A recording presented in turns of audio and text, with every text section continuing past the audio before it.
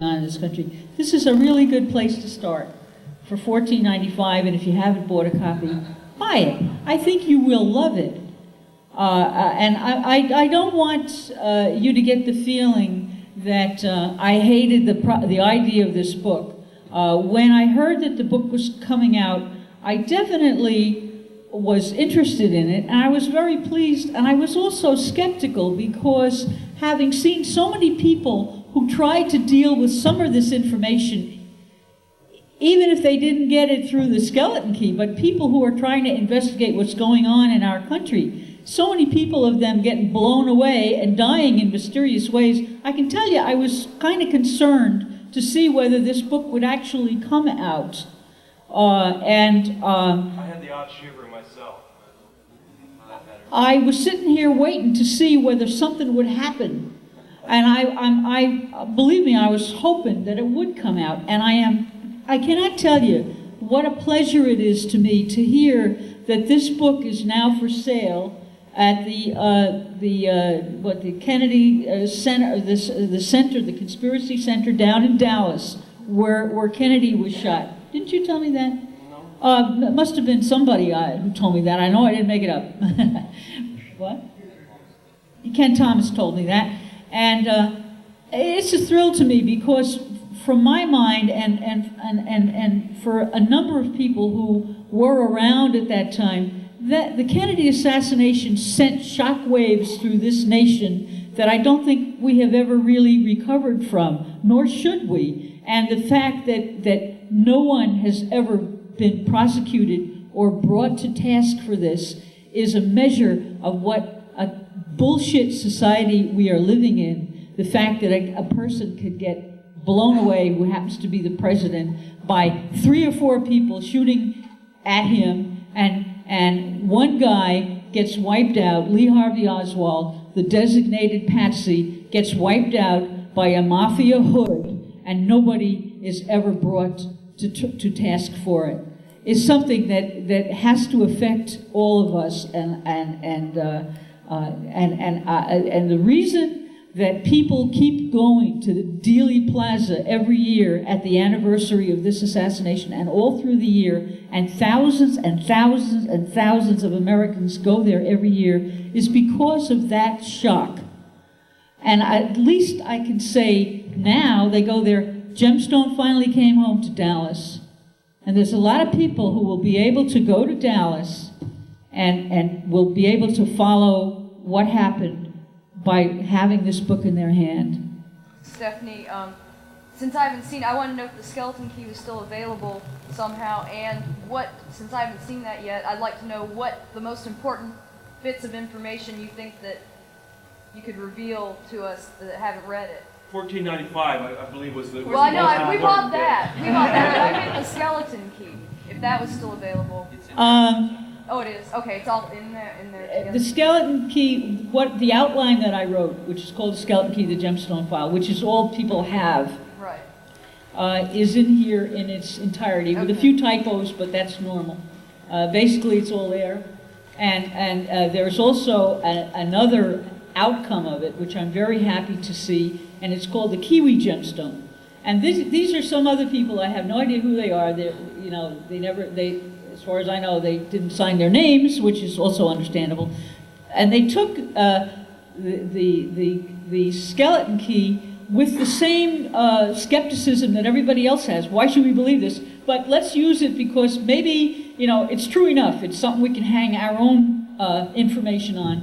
And they continued it up to 1987 with an extremely devastating and accurate description of the mafiaization of New Zealand, as how all the resources of that island were ripped off by the same people who, and the same group or the same power structure, if you want to call it, that has taken over so many parts of the globe, including America. In addition to that, there's a great section on subliminal programming in the Kiwi Gemstone about the CIA hooking up with Australian and New Zealand intelligence and running subliminals through, I believe it's TV, but it might be TV and radio in New Zealand and Australia. great treatment of subliminals. Anybody else got any Oh, questions? can I just carry this over? But your question was, where are the original letters, right? Well, actually, I wanted to know, just since you studied it, what was the most important things that, you know... That I felt a tremendous need to understand what was going on, and somebody steered me to Mae Brussel, who at that time had Radio Conspiracy. And so I did an article, which was an interview with Mae Brussel, which was printed in Playgirl, and I also wrote an article about the SLA.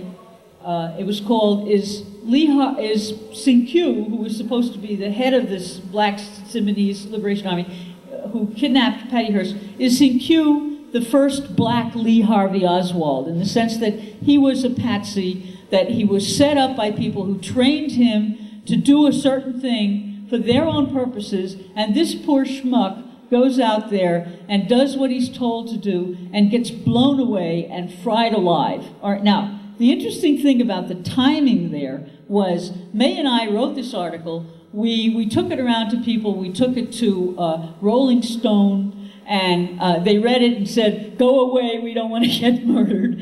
And it was finally printed in the Berkeley Barb.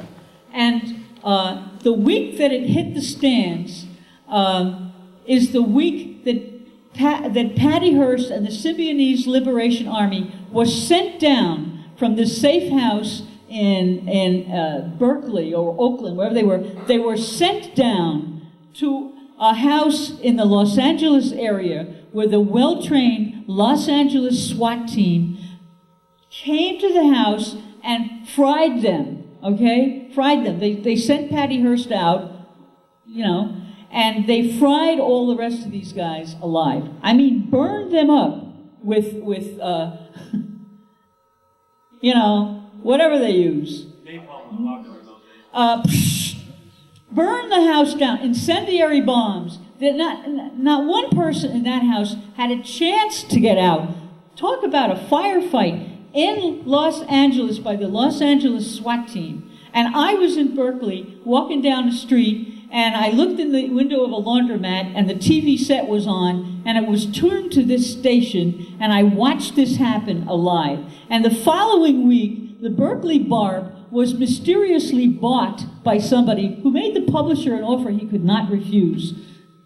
Okay? Now this is something that nobody knows about because, hey, you know, Berkeley Barb changed hands like a lot of underground papers do when they get big enough so that if they happen to publish a story that is really relevant, somebody notices it and says, "Hey, no more Berkeley Barb."